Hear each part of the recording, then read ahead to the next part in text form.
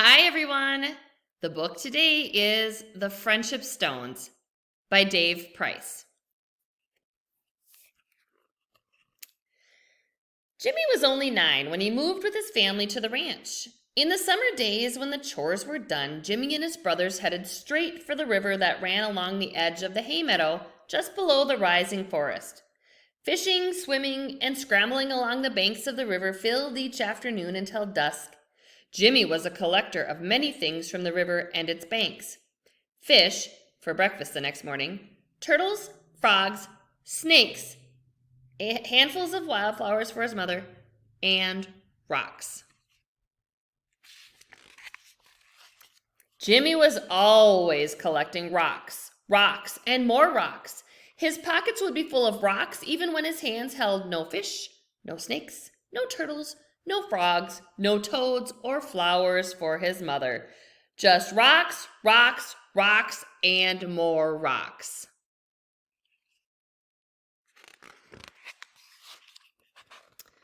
His first rocks were of many colors and strange shapes, and somewhere along the way he found those special and curious water-tumbled stones with the distinct white rings. Jimmy's dad explained to him one day that he had heard these stones were called wishing stones, and that the white ring was very, very powerful. Powerful enough to grant a true wish for those who found the stones.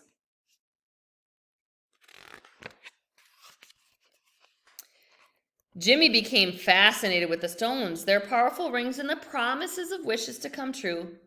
Jimmy became a collector of wishing stones with a shoebox full under his bed, a pile by the garden gate, and a special stone in his pocket at all times. He saved his wishes for the most important things, and he became a giver of wishes, choosing not to wish for himself, but to wish for others.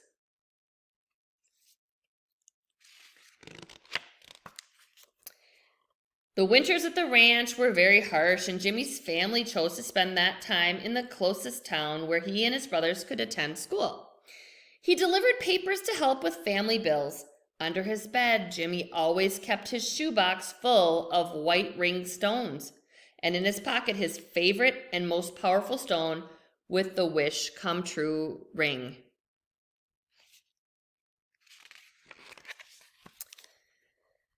He wished to be back at the ranch, and he wished for good times for his family. He wished for and found many friends at school in his winter neighborhood.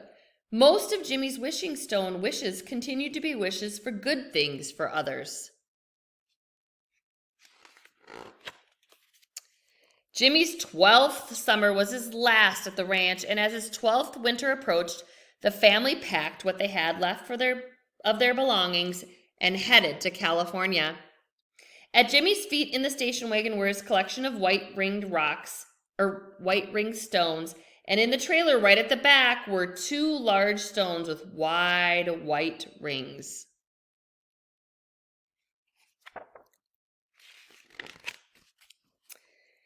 Jimmy's dad was a man with a dream, and if he couldn't be a rancher, he would be a businessman.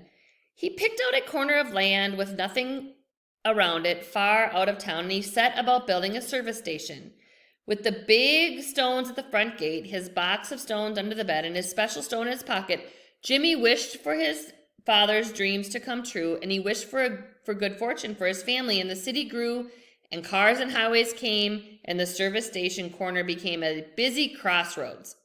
The business prospered. Jimmy's brothers took over the business, expanded it to other locations, offered the very finest automobile service in the area, and proudly served their growing family of regular customers.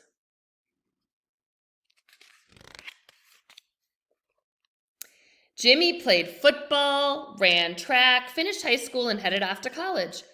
Always under Jimmy's bed was his box of white ring stones from that river playground of his childhood, and in his pocket, his special and most powerful stone. As he grew into a man, the rocks with the white rings continued to reward his wishes for others, and he was constantly encircled by friends and family.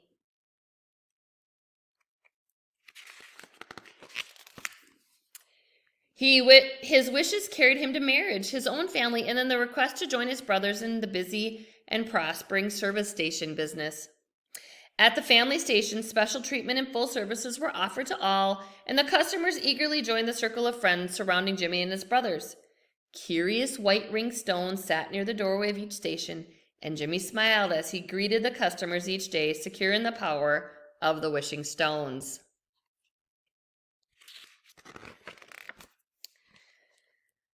As Jimmy became Jim, his family grew up and he retired.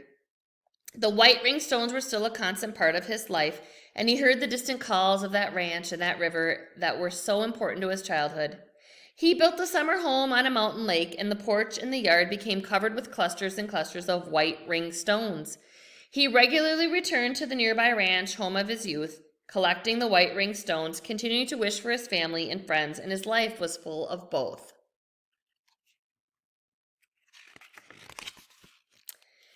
Jimmy shared the special stones, their story, and their power with guests and friends, and often those guests, friends, and their friends began their own collections of white ring stones. You could always tell who his friends were, who had been his guests, and who knew of him.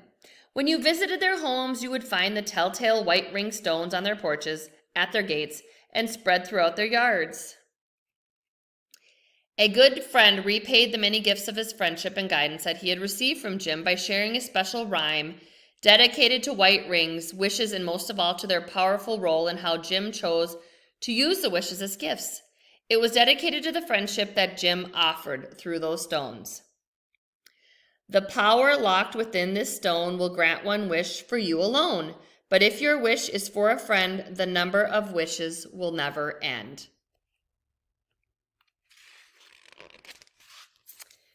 Jim's son, a talented musician, took these words and created a song. On a warm summer night on the edge of that lake, close by the ranch, around a campfire, surrounded by friends and family, he sang that song for his father. That song, its melody and words, became a great celebration, bringing the white circles on the stones to a full circle in his father's life. White ring stones, called wishing stones, became friendship stones.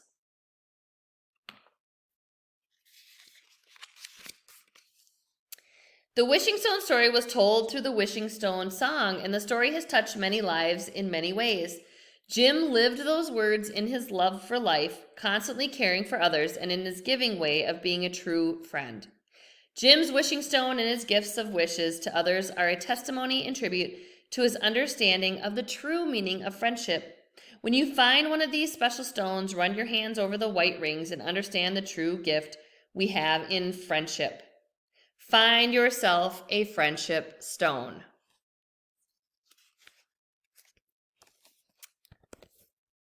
The end.